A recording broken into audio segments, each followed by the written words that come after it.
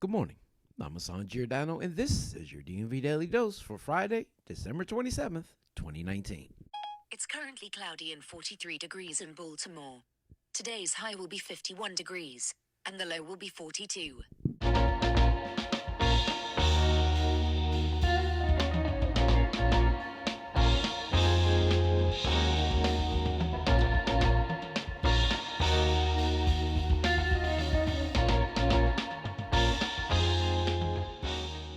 DMV Daily News is reporting on the process to fill former Delegate Cheryl Glenn's House of Delegates seat after she recently resigned ahead of her federal indictment. We will break down East Baltimore's new Hatfield and McCoy feud between the Branches and the McCrays, and we give you an inside look into who may be primed to be the next state delegate for the 45th District. We also do a little reporting on the unfair treatment that local Fox affiliate Fox 45 has been given certain mayoral candidates, as they appear to have violated the FEC Communications Act of 1934, known as the Equal Time Doctrine, by allowing their chosen candidate, Thiru Vignaraja, to come on air day after day while denying other mayoral candidates from ever appearing on air or on their town hall series geared towards crime in Baltimore. Just go over to www.dmvdaily.news for both of these articles. Now, the Baltimore Brew's Fern Shin is reporting on arcane details of Baltimore zoning law, a debate over traffic control versus affordable housing, allegations of City Hall influence buying by a developer, and all these issues swirled in 2017 around a proposed 80-foot-tall apartment building in North Baltimore. Now, when a judge last week reversed the City Council's approval of the bill to allow the Overlook at Roland Park project to move forward, his 117-page decision touched on them all.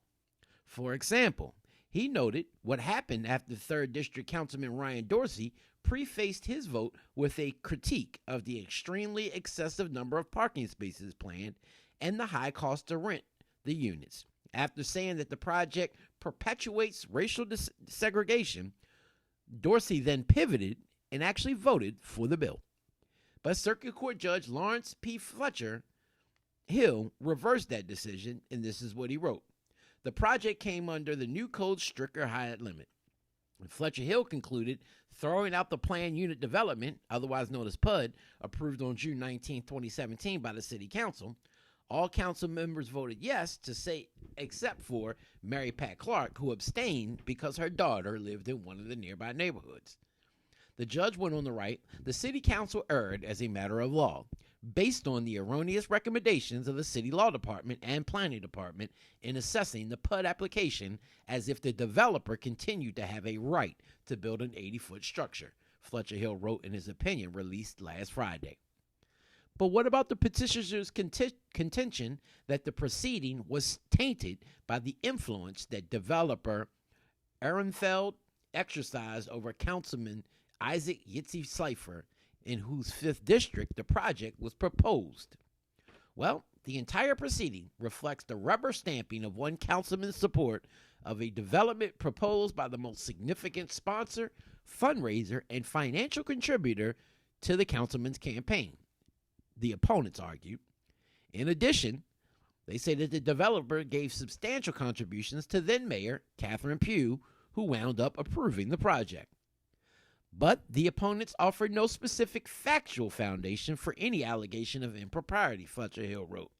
The judge, however, faulted the planning department's position that the project fit with an objective of the city's master plan to, quote, strategically redevelop vacant properties throughout the city, and this article beautifully lays out the entire thing. Make sure you go over to the Baltimore Brew and read this article today. And the Baltimore Sun is reporting on the resignation of one of Baltimore's top city officials. As Baltimore struggles to fight unrelenting crime amid turnover at the top of the police department and in its mayor's office, City Solicitor Andre Davis is resigning, saying Thursday he has just run out of fuel. Democratic Mayor Bernard C. Jack Young said that he accepted Davis's resignation, which is effective March 1st, 2020. A former appellate court judge for 30 years, Davis was tapped in 2017 by then-Mayor Catherine Pugh to lead the city's law department. Since then, Pugh has resigned. She pleaded guilty last month to conspiracy and tax evasion charges. Davis had to work with 4 different police commissioners in that period of time, including one who went to prison for failing to file federal tax returns, as the city attempts to reform a police department under a federal court-enforced consent decree. Davis said in an interview with the Baltimore Sun, quote, "I poured my heart and soul into this work. We've had some great successes, but we haven't achieved everything I hoped we would. I've sort of run out of fuel, really. Some of the hills have been steeper than I thought. The whole implosion of Mayor Pugh, I burned out a lot of fuel getting through all that." Well, I'm your man, Mr. Politics, and this has been your DMV Daily Dose for Friday, December 27th, 2019. For more information on the articles that I've mentioned, just go on over to our website at www.dmvdaily.news.